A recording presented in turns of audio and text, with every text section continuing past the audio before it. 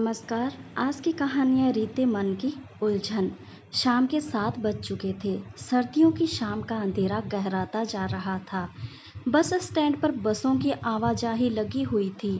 आसपास के लोग भी अपने अपने रूट की बस का इंतजार कर रहे थे। ठंडी हवा चल पड़ी थी, हल्की फुल्की ठंडी शालू के रोम रोम में हल्की सिरहन पैदा कर रही थी। वह अपने आप को साड़ी के पल्लू से कसकर ढके जा रही थी। शालू को सर्दियाँ पसंद नहीं है। सर्दियों में शाम होते ही सन्नाटा पसर जाता है। उस पसरे सन्नाटे ही उसके अकेलेपन को और ज़्यादा पुख्ता कर दिया था। सोसाइटी में 100 फ्लैट थे। दूर तक अनजाने वालों की हलचल देख दिन निकल जाता, लेकिन शाम होते होते वह अपने आप को एक कैद में ही पाती थी। उस कैद खाने में जिसमें मखमली बिस्तर व सहूलियत के साजो सामान से सजा हर सामान होता।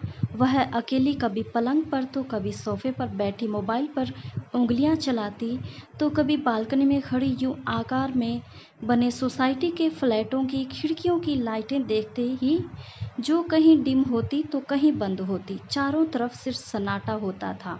सोसाइटी में लॉन में दोपहर बाद बच्चों के खेलने कूदने के शोर से उस सन्नाटे में जैसे हलचल सी नज़र आती। वह भी रोज़ाना लॉन में वॉक के लिए चली जाती और कुछ देर हम उम्र पास पड़ोसियों के साथ अपना वक्त गुजार आती। फिर भी शाम के चहल पहल के बाद सिर्फ सन्नाटा ही होता। अपने शाम के खाने की तैयारी के बाद भी उसके पास होता सिर्फ रोहन का इंतज़ार। वह जैसे जैसे अपनी उन्नति की सीढ़ियाँ चढ़ रहा था, वैसे वैसे उसका घर के लिए वक्त कम होता जा रहा था। कई बार उसने शिकायत की, लेकिन रोहन ने उसे एक ही बात कहता, शालू तुम नहीं समझोगी, बॉस बनना आसान नहीं है। प्राइवेट सेक्टर है, इतनी सहूलियत हमें कंपनी इसलिए ही देती है कि हम टाइम पर काम करें। रोहन की बातों पर शालू चुप हो जाती थी और उस छोटी सी बहस के बाद दोनों के बीच कोई वार्तालाप न होता। रात रोहन अपने लैपटॉप पर कुछ न कुछ ऑफिशियल काम करने लगता, न जाने कब सोता। उसकी यही दिनचर्या थी उसकी। उसके बाद कभी कभी तो रोहन हफ्ते 15 दिन के टूर से लौटता और कभी विदेश जाकर महीने भर बाद लौटता। इस दौरान शालू अकेली ही रहती, कभी कभी अपनी सहेलियों से, पास पड़ोसियों से मिल आती, लेकिन इन सब से कब तक उसका वक्त गुजरता। उसे अपनी सहेलियों को उनके परिवार व पति के साथ देख खुशी तो होती, साथ ही जलन भी होती। उसके घर की चार दीवारी में तन्हाई और अकेलापन उसके मन को रीता किए जा रहा था। आजकल दोनों में काम की बात ही होती थी।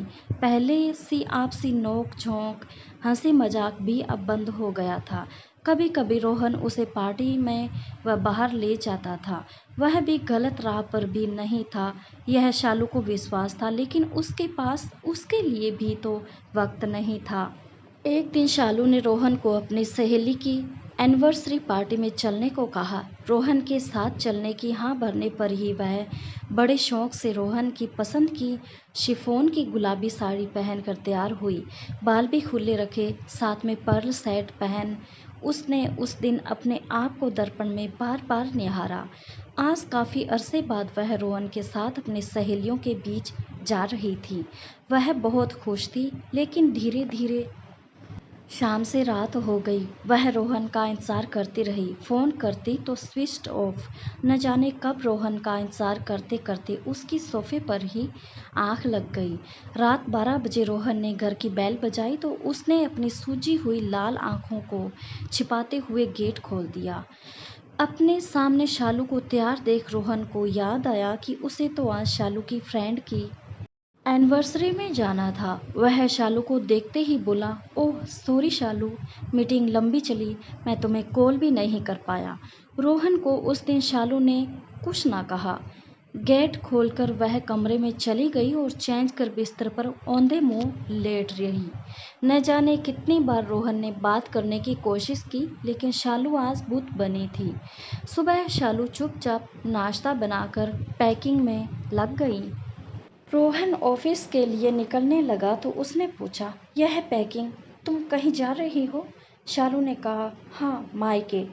रोहन रात की बात याद कर बोला, सॉरी, वह कल टाइम ही नहीं मिला। शालू प्लीज़। रोहन, अब तुम्हारी सॉरी और प्लीज़ से मैं थक चुकी हूँ, मुझे जाने दो। उस दिन वह रोहन के घर से अकेली निकल पड़ी थी।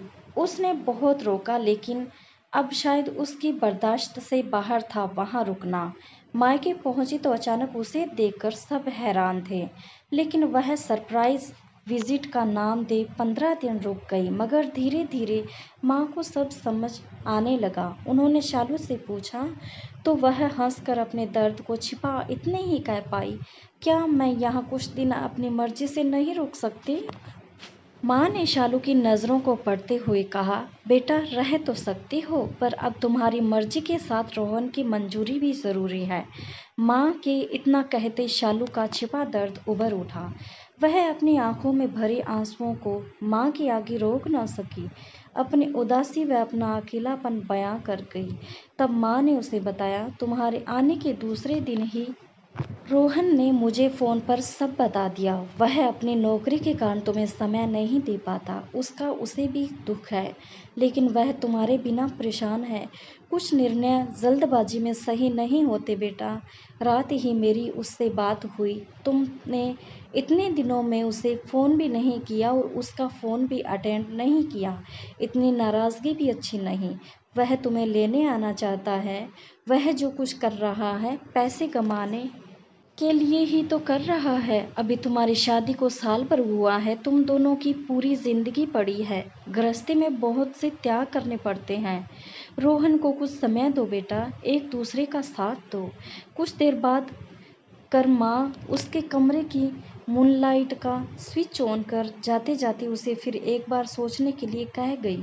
मूनलाइट की सफ़ेद रोशनी में वह बिस्तर पर लेटी रोहन के साथ बीते पल याद करने लगी।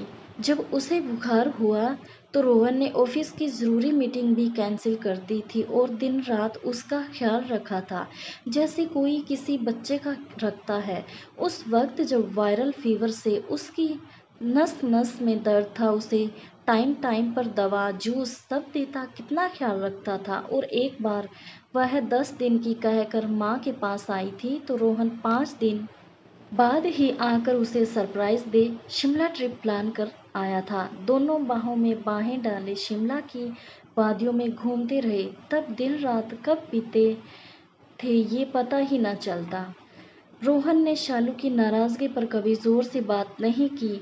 वह हर बार उसे समझाने की कोशिश करता और सॉरी भी कह देता, लेकिन न जाने उसे ही धीरे धीरे क्या हो गया, उसने चुप्पी साध ली। शालू रोहन की थकान को उसकी बेरुखी समझती थी। जब वह कमरे में आकर सो जाता, कभी सोचा ही नहीं कि घर से बाहर आराम कहाँ है। और मैंने उसे घर आने के बाद अपने प्यार के सिहारे की जगह नाराज़गी और चुप्पी ही दी। उसने कभी कुछ न कहा। वह जिस प्यार को भूल बैठी थी वह फिर आज उसके दिल की परतों को हटा सहलाने लगा। उसका रिश्ता प्यार के एहसास को बटोरने लगा। उसे अपनी गलती का एहसास हो गया था। जाने कैसे आहिस्ता आहिस्ता उसने रोहन को अपने आप से इतना दूर कर दिया।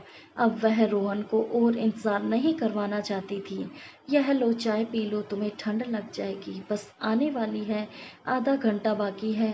रोहन की आवाज़ से वह एकाएक वर्तमान में लौट आई। सामने 2 चाय के कप लिए रोहन मुस्कुरा रहा था। उसे देखकर वह भी मुस्कुरा दी। उस समय ऐसा लग रहा था कि जैसे दोनों के बीच में कोई दूरी न हो, दोनों ने एक दूसरे को माफ कर दिया हो। पास की बेंच पर बैठकर दोनों ने चाय पी। शालू रोहन के हाथ में हाथ डाले उसके कंधे पर सिर रखकर बस का इंतजार करने लगी। कुछ ही देर में बस आ गई। रोहन ने बस में सामान रखा और बस में चढ़ने के लिए शालू का हाथ थाम लिया। बस चल पड़ी। दोनों एक दूसरे में खोए सफ़र तय कर रहे थे। अब वो दोनों कभी ना खत्म होने वाली राह पर चल पड़े थे। रोहन के चेहरे पर शालू की बिखरी लटें अपना आधिपत्य जता रही थी।